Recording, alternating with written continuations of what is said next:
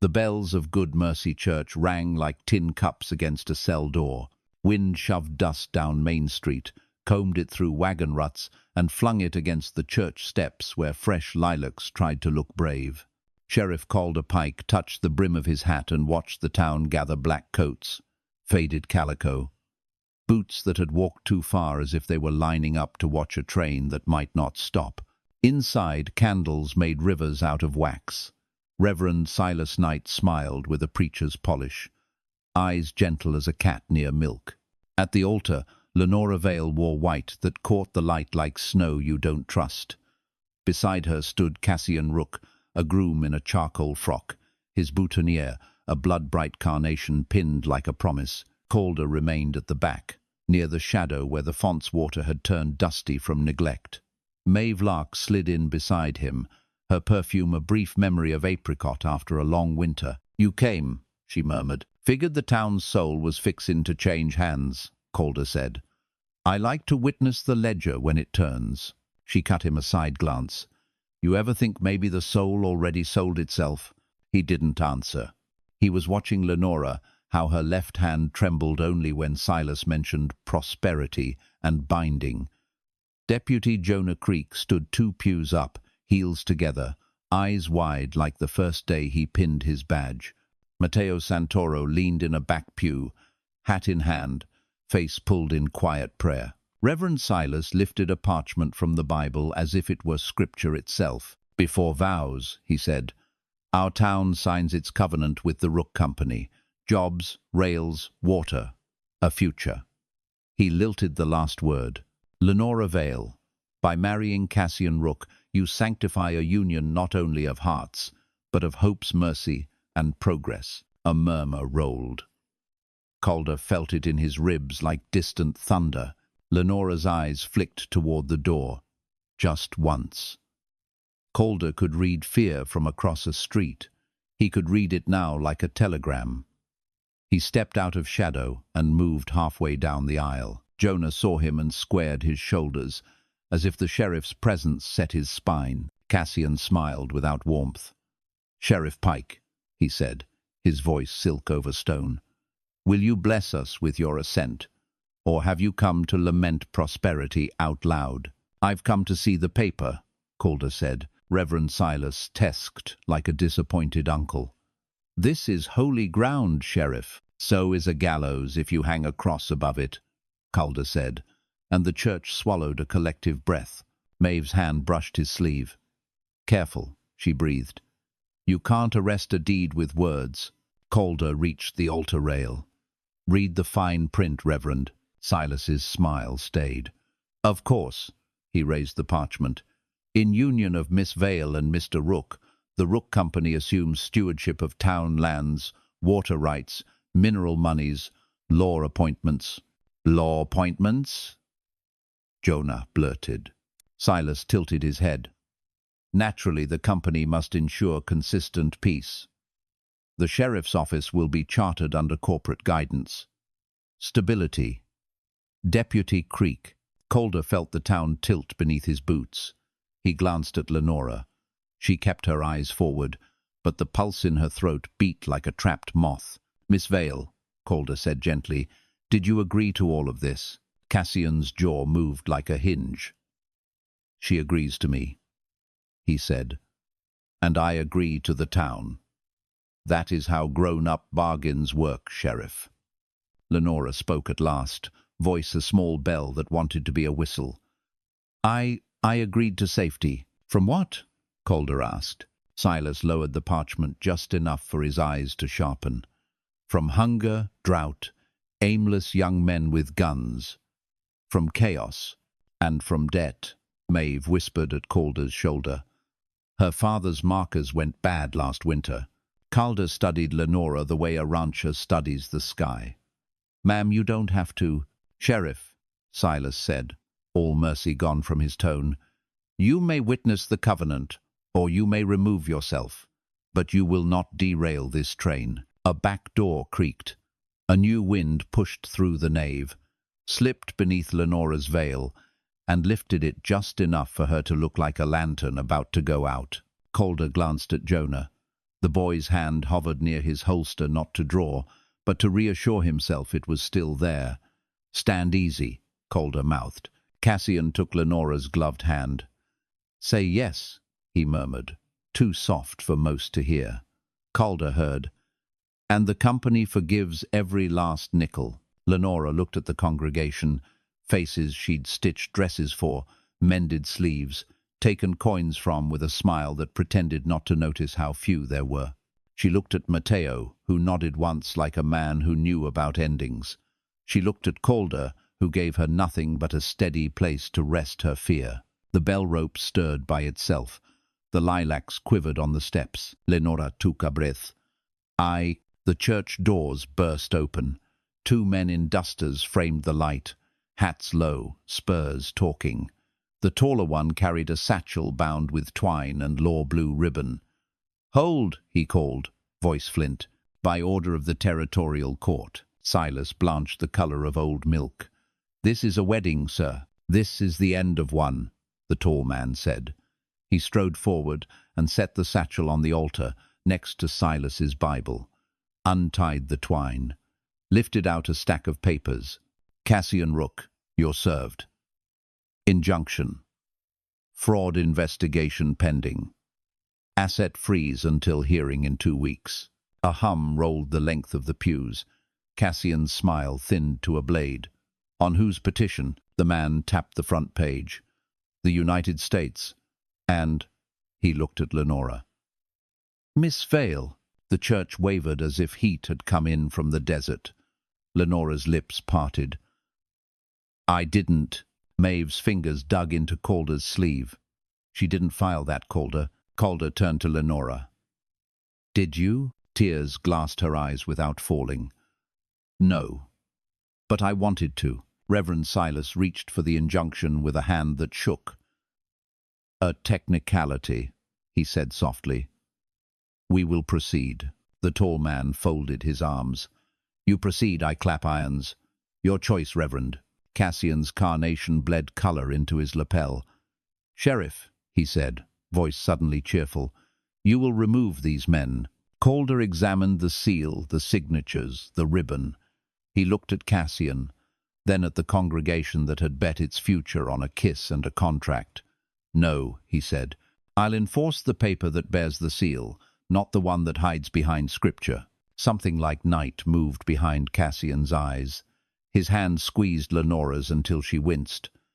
"You made an enemy," he told Calder, soft as dust, "and made this town poor." "I'd rather it be poor and free," Calder said. A hush fell. Outside, a lone horse blew and stamped, impatient with the weather of men. Reverend Silas smoothed his collar. He lifted his hands. "Then, for now, we pause the ceremony." His voice floated like smoke. "But understand, flock prosperity will not be denied, only delayed. Sheriff Pike, you have set yourself against opportunity. Sometimes opportunity shows up with a shovel," Calder said, "and the hole's already dug." Lenora withdrew her hand from Cassian's grip. She stepped away from the altar, veil trembling, and looked at the doors as if they were the only honest thing in the room. Cassian didn't follow. He only smiled again. A winter thing. 2 weeks, he said. Then the court speaks. And when it does, Sheriff, I will be the one appointing law. He turned, not to Lenora, but to Reverend Silas. Begin your fasting. We'll need God thin enough to slip through legal cracks. As people began to rise, murmuring, Jonah moved to Calder's side. You think we won? Calder watched Cassian whisper something to Silas, watched Silas nod like a man practicing yes. He saw Maeve reading lips, frowning. He saw Mateo fold the injunction papers with undertaker care, as if already measuring their coffin. No, Calder said. We just kept the wolves from changing into sheep while we weren't looking. A child started crying. The wind shouldered the doors wider, and a dust devil stepped inside like a guest too bold to wait for invitation. Lenora reached for Calder's sleeve without touching it. Her voice was the smallest it had ever been. Sheriff, if that paper wasn't mine, whose was it? Calder turned toward the back, to the shadow where the font stood. A second satchel lay there, twin to the first, ribbon cut, empty. Maeve's whisper snagged like a nail. "Someone forged your name to save you," Calder's jaw hardened. "Or to ruin you cleaner." The candles guttered, the bell rope swung, and from outside, under the hush of settling dust, came a sound that didn't belong to weddings or law iron wheels on rails that shouldn't exist yet. A low moan like a promise arriving too soon. The town looked toward the tracks that weren't there. Calder stepped into the doorway and saw, against the pale horizon, a black engine sliding without smoke, like a shadow learning how to breathe, headed straight for Hope's Mercy. He touched his hat brim, eyes narrowing. "Jonah," he said, voice dry as a spent match. "Tell me you don't hear a train." Jonah swallowed. "I hear it, Sheriff." "Then either we're dreaming," Calder said, "or someone just laid rails overnight." The engine's whisper grew, and the church doors slammed themselves shut. The night came on like spilled ink, covering Hope's Mercy in a hush that didn't feel holy.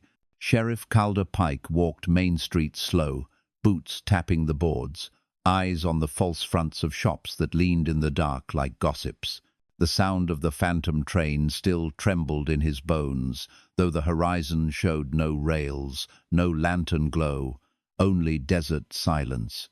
Deputy Jonah Creek trailed half a step behind, restless as a colt.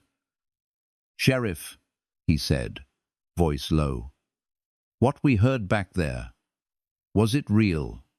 Calder kept his gaze steady. "Sounded real enough." "Don't mean it came from this world." Jonah shivered. "You reckon Cassian Rook's behind it? Some trick? Some machine he smuggled in?" Calder paused at the corner by the saloon, where Maeve Lark's song usually spilled warm into the street. Tonight her stage was dark. "Rook doesn't waste tricks," Calder said. "He buys them, and makes the rest of us pay." The two men turned their eyes toward the church, its windows still aglow with leftover candlelight. Reverend Silas Knight hadn't left since the ceremony broke.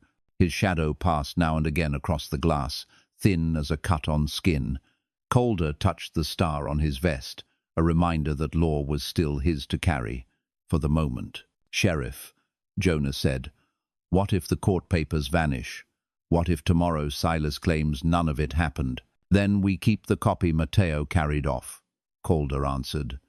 "Undertaker knows how to keep things safe." He breathed deep, desert air thick with sage and dust. "But paper's one thing, shadows with wheels are another."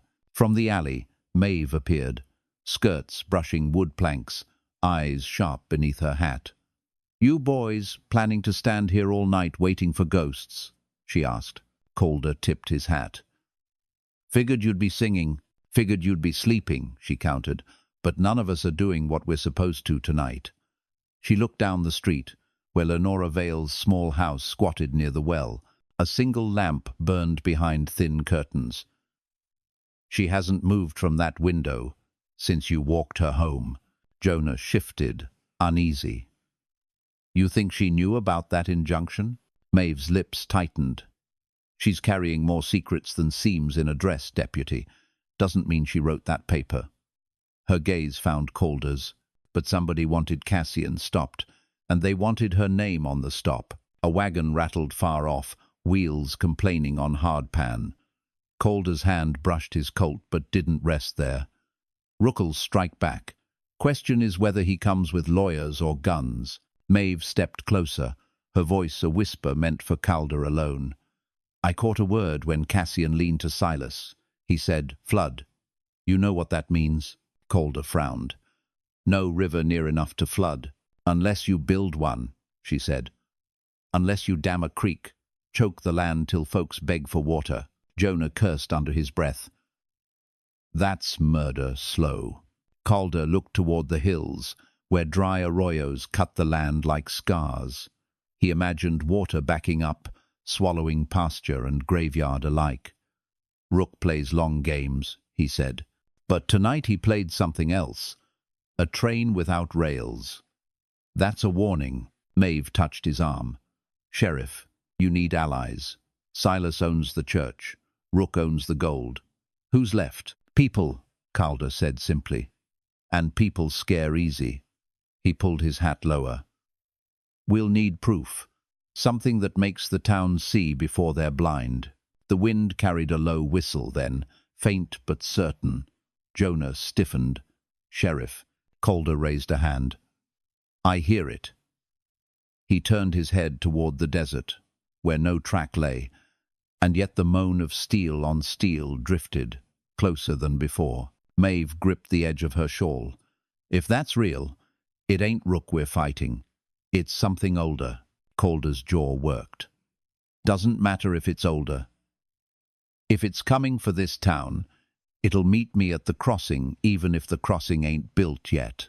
The whistle faded, swallowed by wind, but in its place came the heavy silence of expectation, as if the whole desert held its breath. From the church, a door creaked.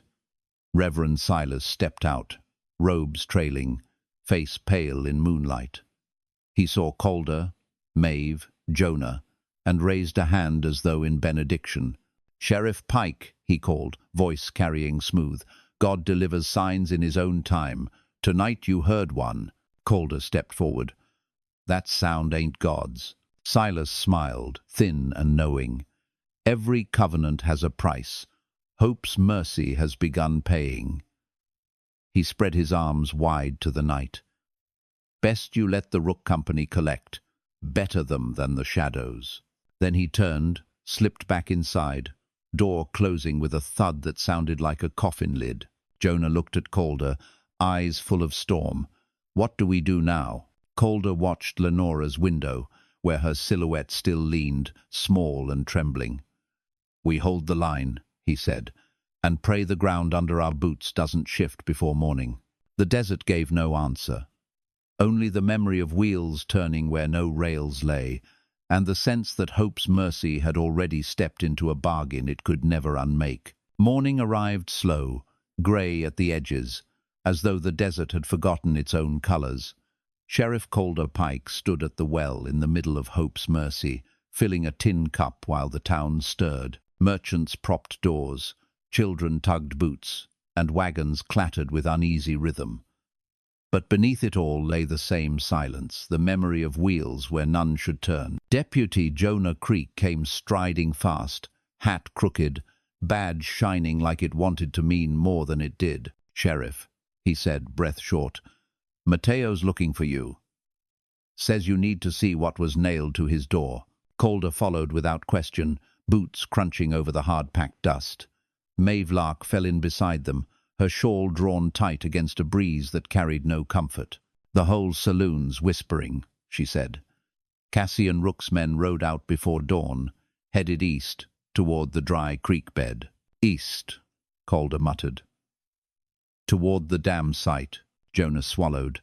So the flood talk was real. They reached Mateo Santoro's undertaker shop, its windows clouded, its smell of pine and earth drifting out. Mateo waited with arms folded, black coat catching morning light. Without a word, he pointed to the door. A sheet of paper, nailed clean through, bore a red wax seal shaped like a rook's feather. Calder read aloud, To the citizens of Hope's mercy. The covenant stands, no matter the court's delays. 2 weeks hence, law will shift. Prosperity will rise. Resistance will be met with silence. Maeve shivered. Silence, she whispered.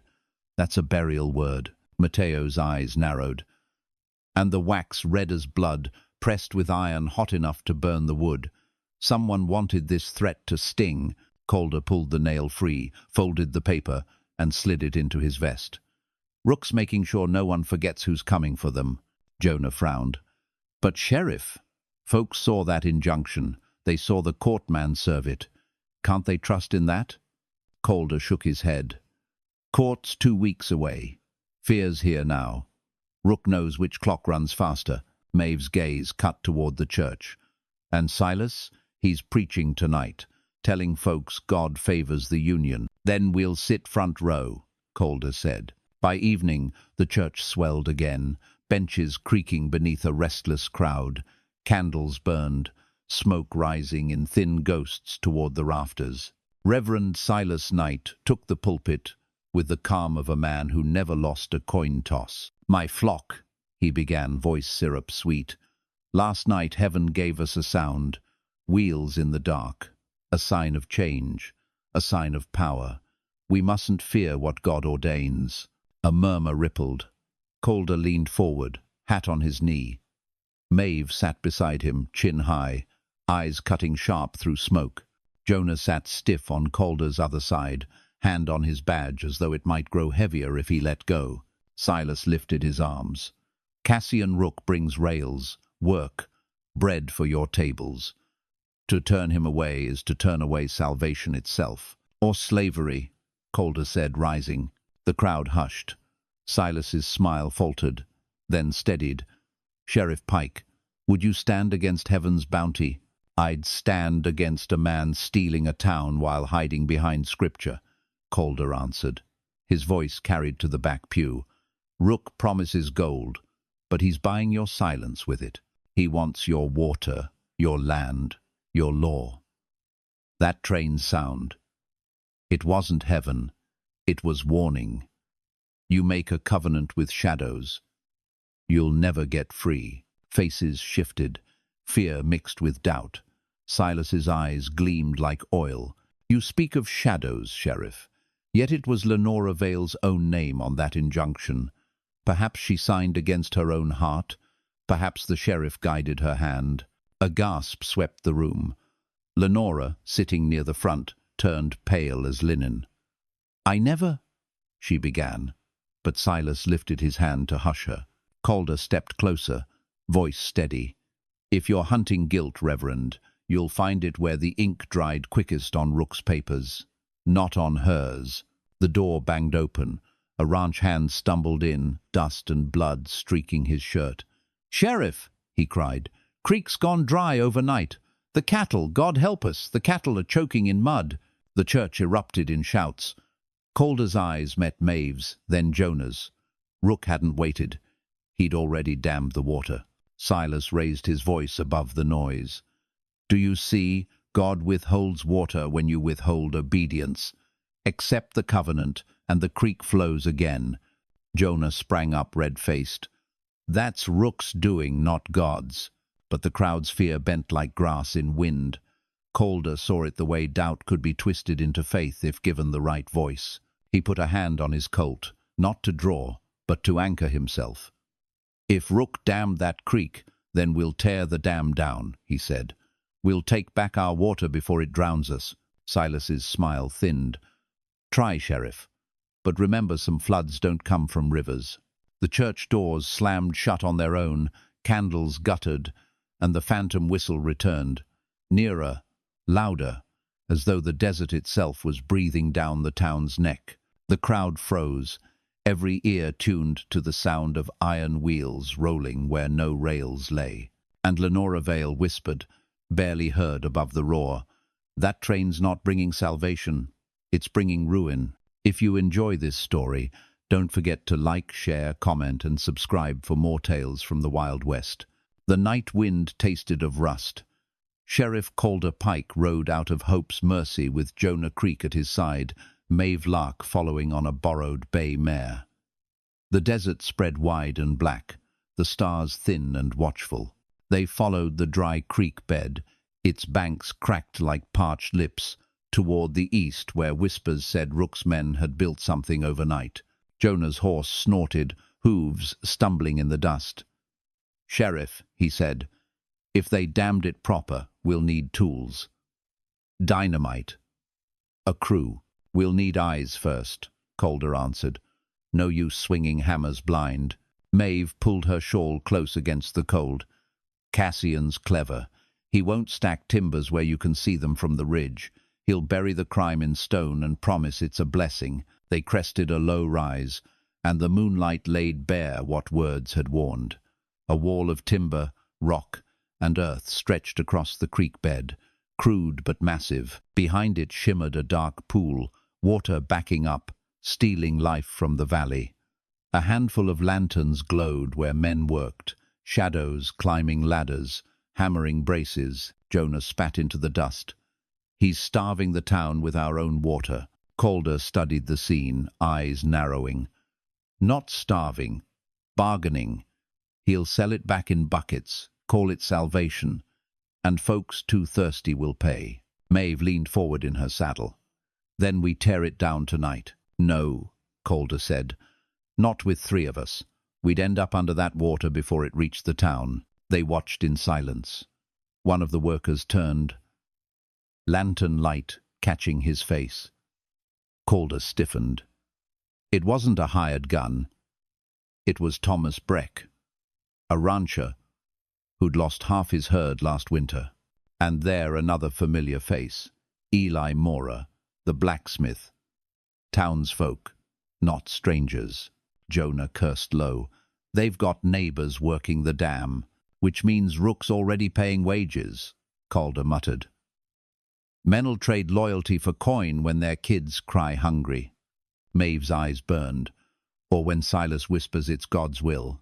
A sudden whistle cut through the night, not phantom this time, but shrill, metallic, echoing across the basin. The workers froze, looked east. From beyond the dam, hidden in the black hills, came the unmistakable groan of wheels. And then, impossibly, the gleam of a headlamp yellow fire piercing the dark. Jonah went pale. Sheriff, that's a train. On rails. Calder sat straighter, his voice steady. Rails don't lay themselves overnight. But the light drew nearer, reflected in the dam's pool like a serpent of fire. The sound of steel grinding echoed across the land. The workers dropped tools, some falling to their knees, others shouting prayers. One man fled into the desert, lantern bobbing like a lost soul. Maeve clutched Calder's arm. You told us the sound was warning. Now the warning's got a body. The train shrieked again, closer, though no track touched the valley. The dam quivered as though the earth itself disapproved. Calder breathed deep, forcing calm. We ride back. Tell the town what's coming. Jonah balked. Ride back? Sheriff, if we don't stop it here, we stop nothing blind, Calder snapped. Not a phantom with wheels and no rails, Maeve whispered. But it's not phantom anymore. They wheeled their horses. The dam, the pool, the ghostly train light, all fell behind them as they rode hard toward Hope's mercy. Dust flew like smoke, hooves drummed like war. They reached the edge of town near dawn. The sky glowed copper, the church bell silent. Calder dismounted, boots hitting earth heavy. Lenora Vale waited at the well, shawl drawn, eyes wide as if she hadn't slept. You saw it, she said flatly. Calder nodded. We saw enough. Maeve swung down, her voice sharp. That train's not hauling freight. It's hauling fear. Rook's feeding it to the town piece by piece. Lenora's hands tightened on her shawl. My name on that injunction. It wasn't mine. But whoever signed it knew what was coming. Sheriff, if the dam breaks, if the train comes, Hope's mercy will drown before it burns. Jonah rubbed dust from his face. Then what do we do? Calder looked toward the horizon, where the light of dawn couldn't quite erase the memory of a headlamp burning in the night. We hold the town together, he said slowly, and we find who forged Lenora's name. Because whoever that was, they ain't fighting for the town. They're fighting for something darker. A sudden cry broke the morning stillness. From the livery, a stable boy ran out, hair wild, face pale. Sheriff, he shouted. The rails, they're here. They're running straight into town. The crowd gathered fast. Boots thudding, voices rising. Calder pushed through, heart hammering. And there, cutting across Main Street, gleamed a line of steel, sunk into the dirt, stretching east toward the desert. Jonah's voice cracked. Sheriff, rails don't lay themselves overnight. Calder touched the brim of his hat, staring down at the impossible. No, he said, but someone or something laid these for us, and it wants us to ride. The town of Hope's mercy woke to the glint of steel. Rails, polished as if by years of use, cut through Main Street like a knife through bread. They stretched east toward the desert where the dam held its stolen water, and west into nothingness.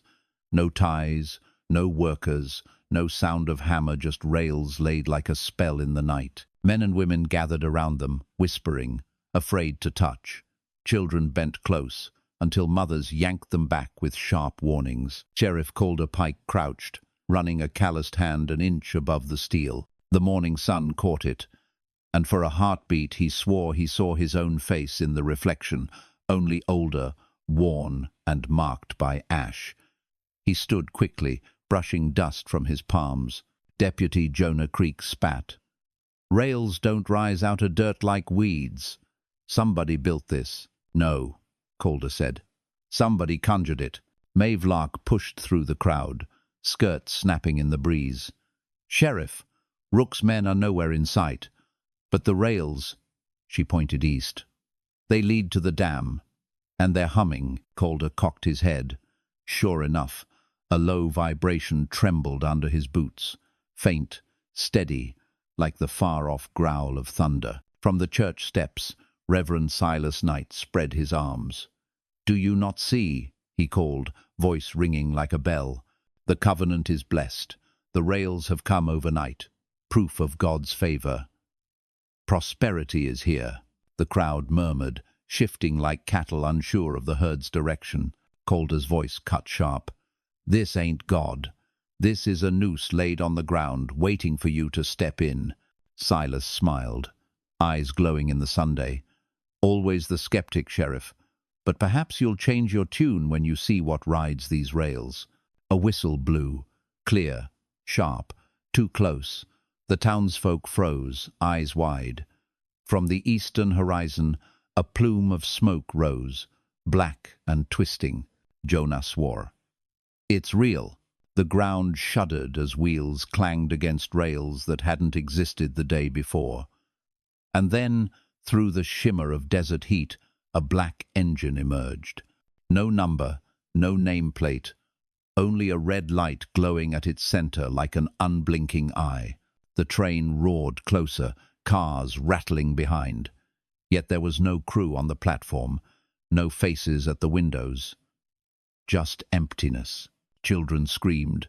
Horses reared. Lenora Vale stumbled from her doorway, clutching her shawl, pale as salt. "It's the same light," she whispered. "The same one from my dreams." Calder grabbed Jonah's shoulder. "Clear the street!" Jonah and Maeve shouted, waving arms, driving people back. The crowd scattered to porches and alleys, leaving the rails bare. The engine thundered into town, yet when it reached the well, it slowed. Steam hissed, metal groaned. The train screeched to a halt in front of the church, casting its long shadow across Silas's face. The Reverend stepped forward, triumphant. "Behold, deliverance!" The doors of the first car slammed open. Inside stood Cassian Rook. His suit was immaculate, his boutonniere fresh, as though no time had passed since the broken wedding. He descended with a smile colder than iron. "Sheriff Pike," he drawled. "Fine morning for progress." Calder's hand hovered near his colt. "You ride a train with no rails laid yesterday." "That ain't progress, it's witchery." Cassian's smile sharpened. "Call it what you will. I call it inevitability." He swept a hand toward the dam. "Water, steel, and law, all mine, and the town will thank me for it." Lenora's voice rang out, trembling but fierce. "You forged my name. You used me to bind this place." Cassian looked at her, eyes glinting. "I gave you safety. You refused. Now safety will be taken by force." The whistle blew again, long and low. The ground shook. Doors along the train slid open, one by one. Figures stepped out, men in black dusters, faces hidden, boots heavy. Not townsfolk, not outlaws, Calder knew. Their eyes were hollow, reflecting only the red light from the engine. Jonah's breath hitched. "Sheriff, those ain't men." Maeve whispered a prayer, though her lips trembled. "That train brought soldiers from hell." The townsfolk gasped as the black-clad figures spread across Main Street, silent as shadows. Cassian raised his hands. "Citizens of Hope's mercy, Your future has arrived. Stand with me, or be buried beneath it. Calder stepped forward, voice like iron. You'll bury nothing while I wear this star. The figures halted, heads turning toward him in unison. The whistle blew once more, and dust rose around the town like smoke from a battlefield. Calder touched the brim of his hat, eyes never leaving Rook. "Jonah," he said quietly. "Yeah, Sheriff? Fetch every rifle we've got. Looks like Hope's Mercy just declared war." Main Street held its breath. The black-clad figures stood shoulder to shoulder, their boots planted on rails that shimmered with unnatural heat. The red glow from the engine washed their faces, if faces they had at all. Their eyes were hollows, their mouths unmoving. Sheriff Calder Pike squared his shoulders, the weight of his star heavy against his chest. Cassian Rook's smile widened, pale as a crescent moon. "Sheriff," Rook said, voice smooth as polished stone, "you can fight shadows if you wish, but shadows don't bleed. Shadows only grow longer." Calder's hand brushed the butt of his Colt. "I've seen shadows break when the sun rises." The figures stirred, boots scraping the dirt in perfect unison. Behind them, Reverend Silas Knight raised his arms from the church steps, his robes fluttering like a flag in a storm. "Do you not see?" he cried to the townsfolk peering from windows and doorways. "God has delivered his army. The covenant lives." Maeve Lark stood by Calder, her voice low but steady. "That ain't God's army, Reverend. That's Rook's lie, given flesh." Jonah Creek's fingers twitched near his revolver. "Sheriff," he muttered, "if we start this fight now—" "We don't start it," Calder cut him off. "We end it." The black figures stepped forward, one pace, boots thudding in unison. The ground trembled. Women screamed from the porches. Horses pulled free of hitching posts, eyes rolling white. Rook lifted a hand. The figures stopped. His voice carried, velvet wrapped around steel. "Citizens of Hope's Mercy, the water you thirst for lies behind my dam. The rails you see are the path to your salvation. But if you cling to this relic of a sheriff, you will drink dust, you will walk barren ground, and you will die forgotten." He pointed a pale finger at Calder. "Choose, him or me." The silence stretched, long enough for fear to dig roots. Calder felt it, neighbors faltering, doubt slipping into their bones. He stepped forward, raising his voice to cut through the air. "You want salvation?" he thundered. "You'll find it in your own hands, not in the chains this man offers. Rook dammed your water. Rook forged Lenora's name. Rook turned your neighbors into servants at his dam, and now he brings you hollow men to scare you into kneeling." He drew his Colt slow, held it high so all could see the steel. "I'll stand, with or without you. But I won't see Hope's Mercy swallowed by a train that don't belong to this world." The townsfolk stirred. A blacksmith lifted his hammer, a ranch hand gripped his pitchfork tighter. Faces turned from Rook to Calder, doubt softening into resolve. Cassian's smile faded, edges sharp. "So be it," he hissed. He dropped his hand. The black figures surged forward. Gunfire cracked. Jonah fired first, dropping the lead figure, but it fell without cry, rising again as if bullets were pebbles. Maeve hurled a lantern, flames blooming across two figures. But they marched on, fire crawling their coats without consuming. Calder fired, round after round, aiming for heads, hearts. Nothing slowed them. Yet each shot echoed, each muzzle flash lit the fear in townsfolk's eyes, until fear hardened into fury. The townspeople poured into the street, hammers, axes, rifles clutched. A rancher's shotgun blast tore one figure backward, its chest collapsing like dust into wind. Another swung at Maeve with empty hands. Calder cut it down, point blank, the red glow in its eyes sputtering before it fell still. "Not shadows," Calder growled. "Not hods. Just men made hollow." The fight raged, dust rising, smoke choking. Silas shouted from the steps, his voice a storm. You resist God's hand, you defy his gift. But fewer looked his way now. Their eyes were on Calder, on Jonah, on Maeve, fighting, standing, refusing. Finally, a shrill whistle cut through the chaos. The black engine shrieked, its single red eye blazing. At the sound, the surviving figures staggered back, retreating toward the train. One by one they climbed aboard, vanishing into the dark cars. Rook stood at the edge of the steps, coat immaculate despite the dust. "This is only the beginning," he said. His smile was thin as a knife's edge. "The rails run both ways, and the dam waits." He stepped backward into the open door of the car. The whistle screamed once more, and the train shuddered, lurching east. Within seconds, it was gone, leaving rails cooling in the dawn. Silas collapsed to his knees, robes dirt-stained, face pale. The townsfolk stared at him, not with faith, but with betrayal burning in their eyes. Calder holstered his Colt, chest heaving. He looked at Jonah, at Maeve, at Lenora standing in the crowd with tears streaking her cheeks.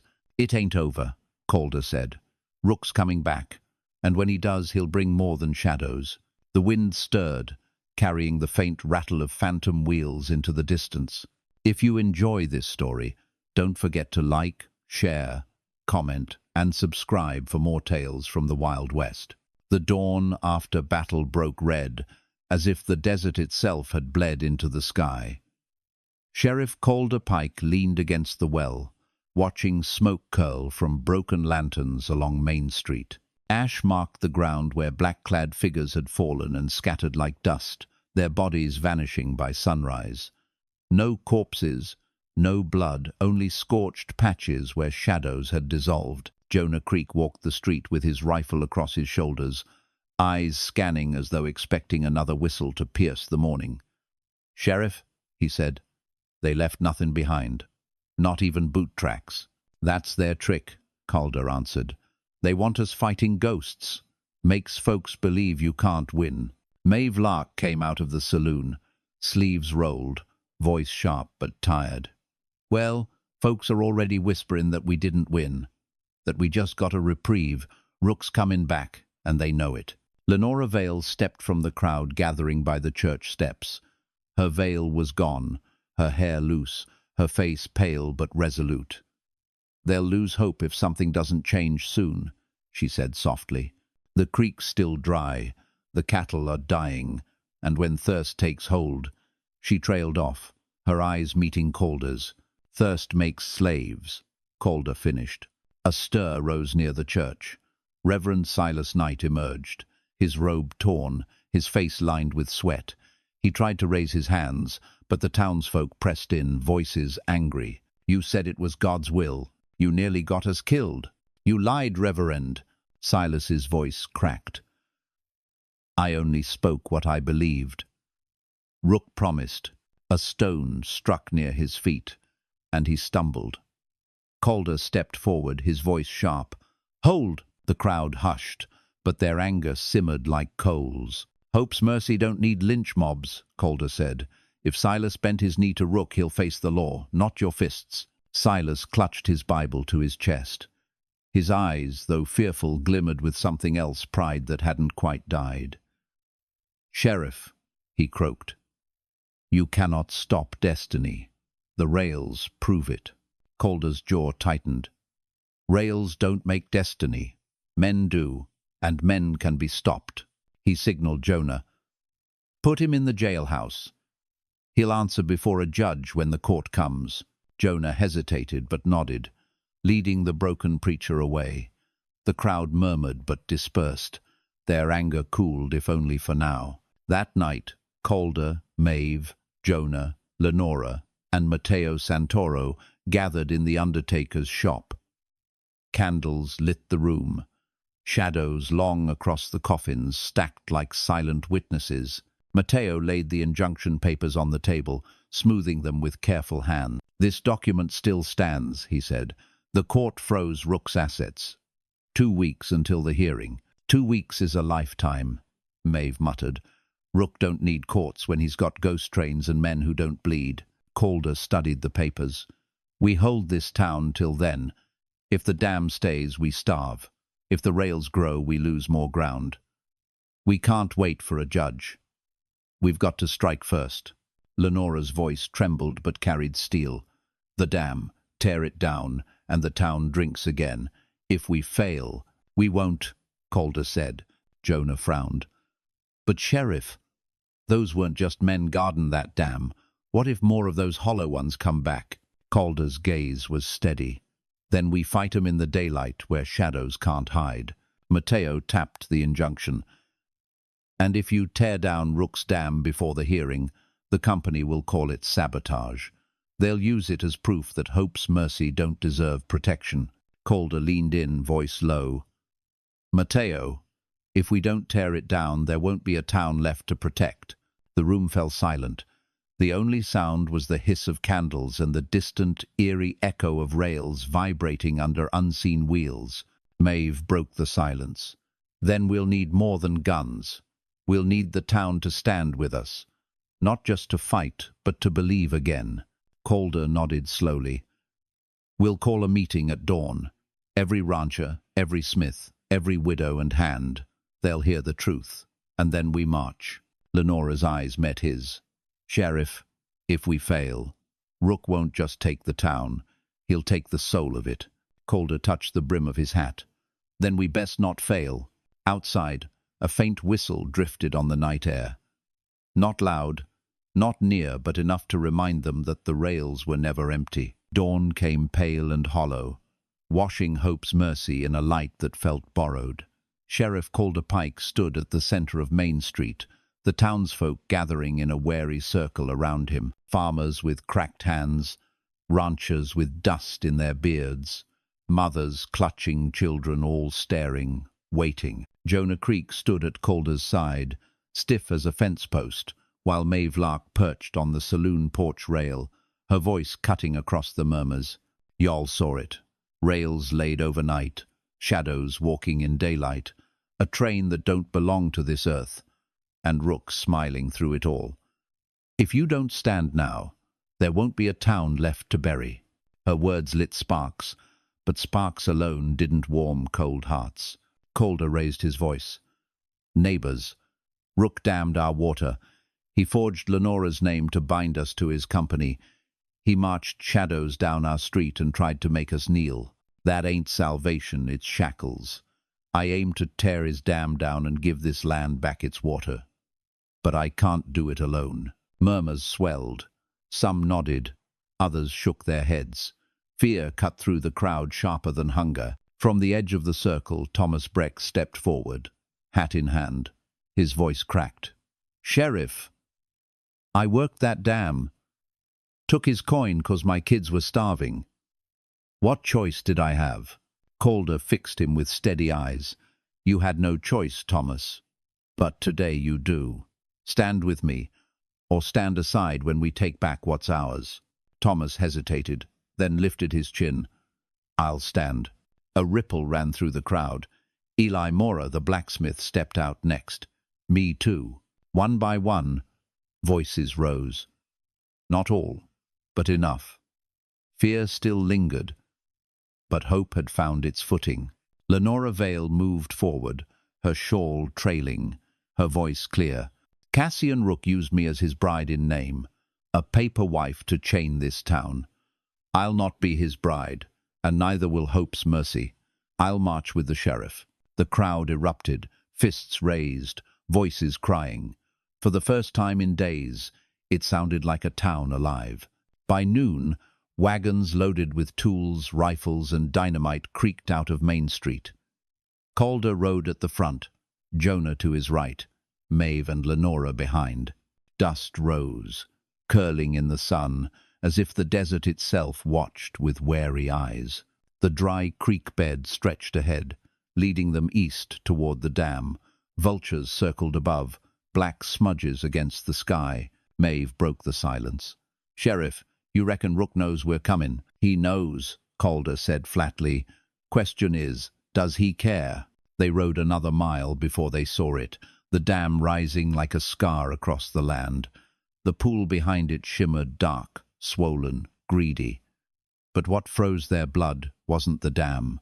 It was the rails. Steel tracks ran straight across the desert, ending at the dam's face, as though the train itself meant to drink the stolen water. And there, already waiting, stood the black engine, its red light glowing, smoke curling like a serpent's breath. Jonah muttered a curse. He's guarding it with that thing. Figures stood between the dam and the engine. Dozens, maybe more. Black dusters, hollow eyes, motionless in rows like tombstones. Lenora clutched the saddle horn. He was waiting. Calder's voice dropped low, calm as steel. Then we came to the right place. He raised his hand. The wagons halted.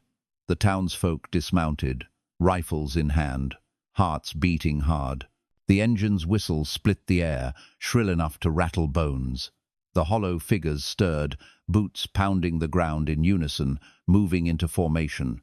And then Cassian Rook stepped from the shadows of the dam, coat immaculate, boutonniere fresh as if no time had passed.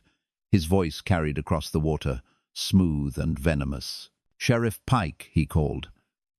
"How noble, dragging your flock to the slaughter. You've brought them to witness history the day hope's mercy drowns." He snapped his fingers. The dam groaned, timbers straining. Water surged against its wall, the pool swelling higher, hungry to break free. Maeve whispered, "He's gonna flood us out." Calder drew his Colt, his eyes hard. "Not if we break it first." The sky darkened as clouds gathered, though no storm belonged to this land. The red eye of the engine glowed brighter, its heat pressing against the crowd. Jonah raised his rifle, face pale but steady. "Sheriff?" Calder touched the brim of his hat. "Aim true, son. Today we fight shadows with fire." And with that, he spurred his horse forward, the first shot cracking through the air as the battle for hope's mercy began. Gunfire tore the morning wide open. Sheriff Calder Pike's revolver cracked, the sound rolling across the dam like thunder. Town rifles answered, their reports sharp against the hollow drum of boots as Rook's black-clad figures surged forward in unison. Jonah Creek fired beside him, eyes blazing. "Sheriff!" "They don't fall like men. Then shoot 'em till they remember how." Calder barked, reloading as fast as breath allowed. The hollow men marched without screams, without cries, each shot only staggering them back before they closed ranks again. It was like fighting a shadow that refused to break. Maeve Lark hurled a lantern into their front line. Fire burst, catching coats and hats, spreading fast. The figures faltered, flames crawling up their sleeves. This time, when they fell, they stayed down, smoke rising from what looked like nothing more than black dust scattering in the wind. "They burn," Maeve gasped, grabbing another lantern. "Fire's their end. Then light 'em all," Calder ordered. The townsfolk struck matches, torches flaring, oil splashing from jars carried in wagons. Flames spread across the dry earth, a barrier of heat and smoke cutting through the tide of shadows. From the dam, Cassian Rook watched, lips curved in a cold smile. "So the sheep bear teeth," he called. "But teeth break easy." He raised a hand. The black engine's whistle shrieked, the rails glowing red-hot under its weight. The train shuddered forward, metal screaming as it inched across the dam, its single red eye fixed on Calder. The dam groaned under the pressure of water and steel. Cracks spidered through timber. Lenora Vale clutched her shawl, eyes wide with terror. "Sheriff, if that train crosses, it'll break the wall." "That's the plan," Rook shouted, voice echoing. "Hope's mercy will drown in its own thirst quenched," Jonah cursed, firing at the engine, bullets sparking uselessly against its iron hide. "Sheriff, we can't stop that thing." Calder's gaze swept the dam, the trembling rails, the roiling pool behind. Then his eyes settled on the wagons, where dynamite lay bundled in canvas. "No," he said grimly, "but we can stop the dam before it bursts on Rook's terms." He grabbed Jonah's shoulder. "Get the dynamite. Set it low on the wall. If it's gonna break, it'll break on our time, not his." Jonah's eyes widened. "You mean flood the valley ourselves?" Maeve's voice cut in, fierce and sharp. "Better a flood we choose than a grave he digs." Calder met Lenora's eyes. "You ready to see your name free of his chains?" She swallowed, then nodded. "Do it." The townsfolk moved fast, hauling sticks of dynamite to the dam's base, hands shaking but determined. Jonah ran the fuses, teeth clenched. On the ridge, Mateo Santoro prayed under his breath, coffin-maker begging heaven to hold off the tally. The hollow men surged again, shrieking without voices, clawing through flame and smoke. Calder and Maeve stood shoulder to shoulder, guns blazing, torches swinging, buying time. Rook's laughter cut through the roar. "Burn if you like, Sheriff. When the waters rise, fire dies." Jonah lit the fuse. Sparks hissed, racing toward the dam.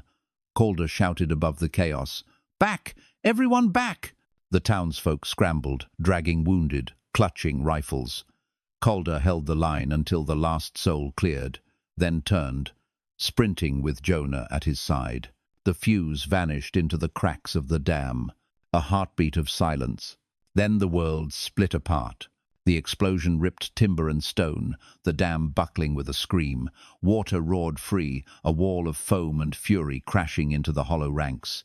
Figures dissolved like smoke, their red-lit eyes snuffed in an instant. The black engine shrieked as the torrent struck, the red glow flickering, sputtering, then vanishing beneath the flood. Cassian Rook's voice rose, furious, carried on the storm. "This isn't the end, Sheriff. You've only made the grave deeper."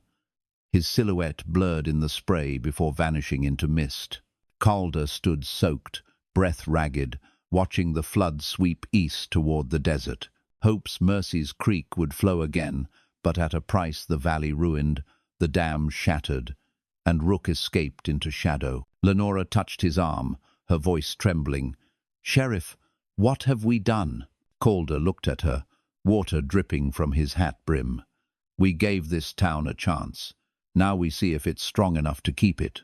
Behind them, the water rushed, alive again, carving a path back to Hope's Mercy.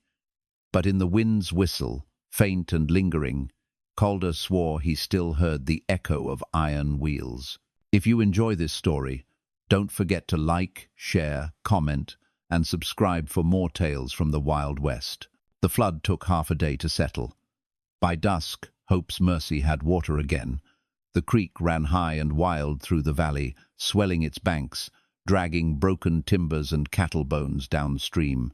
Children splashed in it, laughing through their mothers' tears, while men filled barrels as if the liquid might vanish come morning. Yet Sheriff Calder Pike stood apart, hat low, eyes on the east where the dam had once loomed. The water's freedom was bought with ruin, and ruin always carried a bill. Jonah Creek approached, boots soaked, rifle slung. "We broke his dam, Sheriff. Folks got water now. But they're looking at me like they ain't sure if we saved 'em or doomed 'em." "They're right to wonder," Calder muttered. "Flood gives life, but it also leaves rot. Rook won't let this stand." From behind, Maeve Lark lit a cigarette with shaking fingers. She drew deep, exhaling smoke like she meant to steady herself. Words already spread. Rook's men, real men, not shadows, are riding hard from the border. Guns for hire. He'll turn Hope's Mercy into a battlefield. Calder's gaze narrowed. "Then we don't wait for him to pick the ground. We make it ours." That night, the townsfolk crowded into the saloon, lanterns burning low, faces shadowed by exhaustion and fear. Calder stood at the bar, the star on his vest, catching flickers of light. "You've all seen what Rook brought us," he began. "Hollow men, rails that don't belong, a train with a hunger no fire can fill. We tore down his dam, and now he'll come with iron and flesh instead of ghosts. You got two choices, stand or run." A murmur swept the room. Some shifted toward the door, hearts already halfway gone. Others gripped mugs, knuckles white. Lenora Vale stepped forward, shawl falling from her shoulders. "Sheriff's right. Rook forged my name. tried to make me his bride-in-law. If I can stand against him, so can you. This town ain't his unless we hand it to him." Her words cut clean. A rancher slammed his fist on the table. "I'll stand." Then another. Then a third. The murmur grew into a roar, rough but rising. Calder raised his hand, voice firm. "Then we fight with what we got. Rifles on rooftops, barricades at both ends of Maine, torches ready. If he brings shadows again, we burn 'em. If he brings men, we bleed 'em." Maeve flicked ash from her cigarette. "And if he brings that train back?" Silence fell. Even the lanterns seemed to hesitate. Calder's jaw tightened. "Then I'll face it myself." Later, when the crowd dispersed to gather arms and supplies, Calder remained alone in the saloon. The piano sat quiet, keys dusted. He poured himself a shot of whiskey and let it sit untouched. Maeve lingered in the doorway. "You can't hold all of it on your shoulders, Sheriff. Someone's got to." She stepped closer, her hand brushing his arm. "Cassian Rook ain't just a man anymore. You saw it in his eyes. Whatever rides that train, it's eaten him from the inside. If you go head to head, then it ends one way." Calder finished. Maeve searched his face, but found no crack in the stone. "Then I'll stand beside you. Even if it kills me." He tipped his hat. "It just might." Outside, the night wind rose, carrying a sound faint but certain, the distant cry of a whistle. The rails through town hummed like strings on a fiddle drawn tight. Lenora appeared at the far window, staring east with hollow eyes. "He's coming back," she whispered. "And this time, he won't stop at the church or the dam. He'll come for our souls." Calder set the untouched glass aside and drew his Colt, checking each round with quiet care. "Then we give him a welcome," he said, voice like iron scraping stone. The whistle echoed again, closer now, rolling through the desert night. And the townsfolk of Hope's Mercy, though weary, began to hammer boards, dig trenches, and stack bullets. The town was turning into a fortress, and Sheriff Calder Pike stood at its heart, knowing the storm wasn't days away. It was hours. By sunrise, Hope's Mercy looked less like a town and more like a barricade. Wagons lay overturned at the edges of Main Street, doors reinforced with planks, windows shuttered with iron scraps hammered by Eli Mora through the night. Buckets of oil and torches lined the rooftops. Rifles were stacked, ready. Sheriff Calder Pike walked slow between the makeshift defenses, his boots heavy, his voice steady as he spoke to each cluster of townsfolk. "Aim low, keep close. Don't waste powder. If they're shadows, fire. If they're men, don't miss." Children peered from behind skirts. Wives kissed husbands like it might be the last time. The air itself trembled with waiting. Jonah Creek trotted up, rifle across his chest, eyes red from no sleep. "Sheriff, riders on the ridge. A dozen, maybe more. Not shadows. Flesh and blood." "Rook's hired guns," Calder said. Maeve Lark stepped from the saloon, pistol at her hip, hair tied back. "Hired guns bleed like any other. Let 'em come." Lenora Vale joined them, her shawl gone, a rifle in her hands though her knuckles trembled.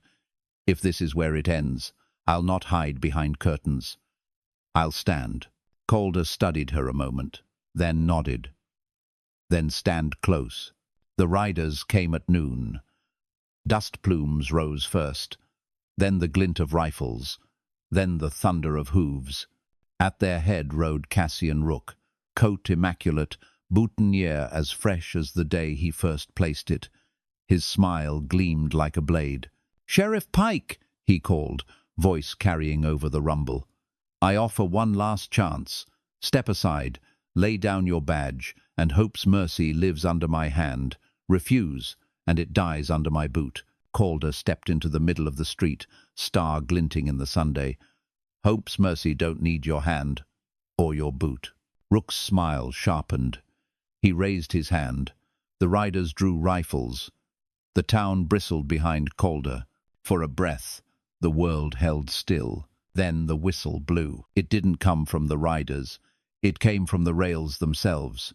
The steel screamed under sudden weight, the ground quaking. From the east, the black engine appeared once more, red eye blazing, smoke boiling though no fire burned. The riders flinched, some glancing back, but Rook never wavered. "Behold!" he cried. "Progress!"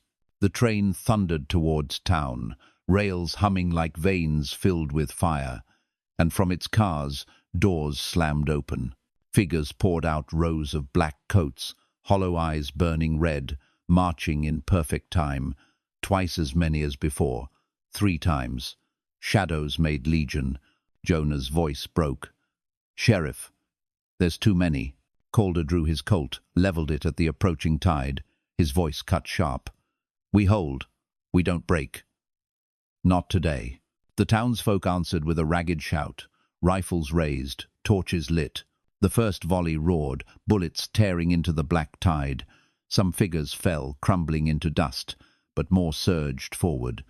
Fire followed, torches hurled, oil set ablaze.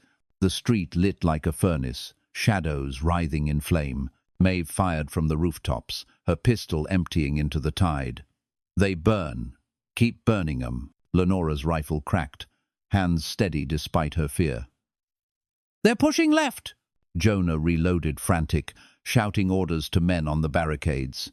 The street shook as the train roared closer, its whistle splitting eardrums, its eye glowing brighter, hungrier. Cassian Rook rode forward through the chaos, untouched by bullet or flame, his voice rising above the roar. "Sheriff Pike, you can fight men, you can fight shadows, but you cannot fight destiny." Calder met his eyes, steady, cold. "Destiny, don't wear your face, Rook. Not while I draw breath." The engine screamed, barreling into the edge of town. The rails beneath Calder's boots glowed red-hot. The ground quaked like judgment had come, and still the sheriff stood, Colt in hand, star on his chest, as the tide of shadows crashed into Hope's mercy. The black engine roared into Hope's mercy like the mouth of hell itself. Its red eye blazed, smoke curling thick, rails shrieking under its weight. The hollow army surged ahead of it, boots pounding in unison, eyes glowing like embers. Sheriff Calder Pike planted himself in the center of Main Street, star gleaming, Colt drawn. Around him, the townsfolk fought like cornered wolves, rifles cracking from rooftops, torches flung into the tide, oil igniting into walls of fire.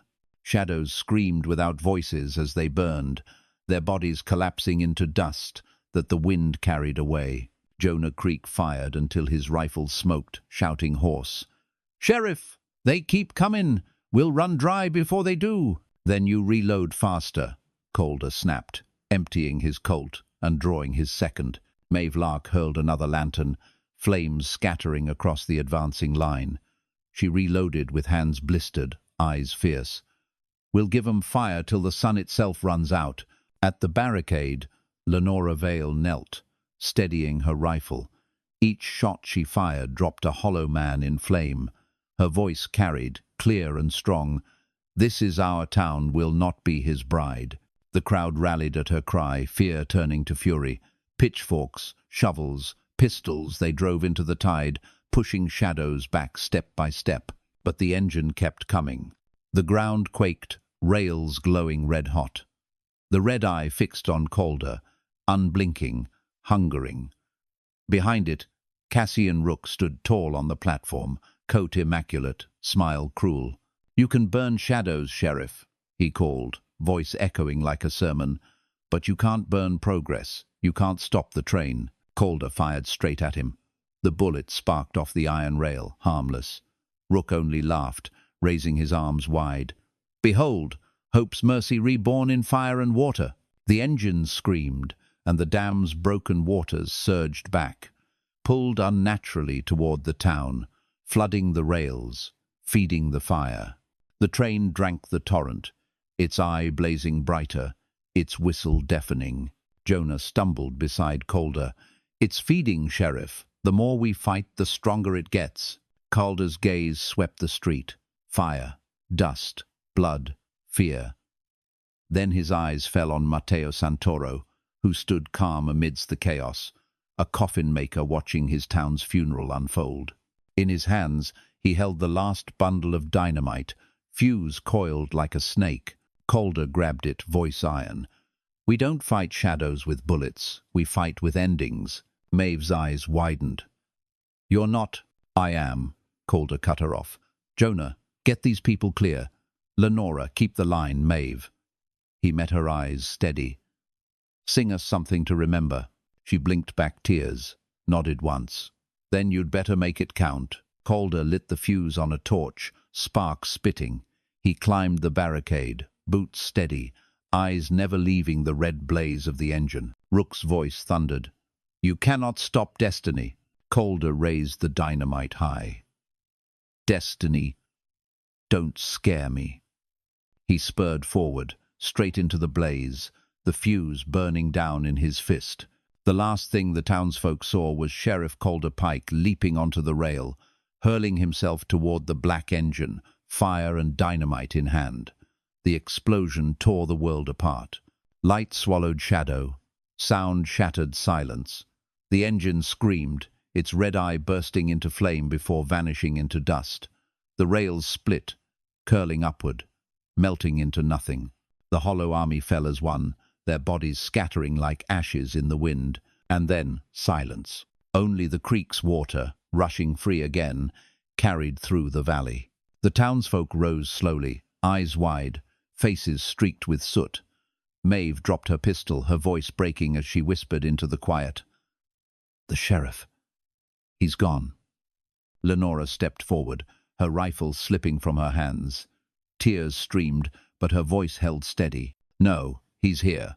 Every drop of water, every breath we take in this town." Calder Pike bought it, Jonah's hands clenched on his rifle, eyes burning. "Then we carry him with us. Badge or no badge, hope's mercy stands." The wind shifted, warm and clean, carrying the faint scent of lilacs from the church steps. The rails were gone, the train was gone, but the town still breathed. If you enjoy this story, don't forget to like, share, comment, and subscribe for more tales from the Wild West.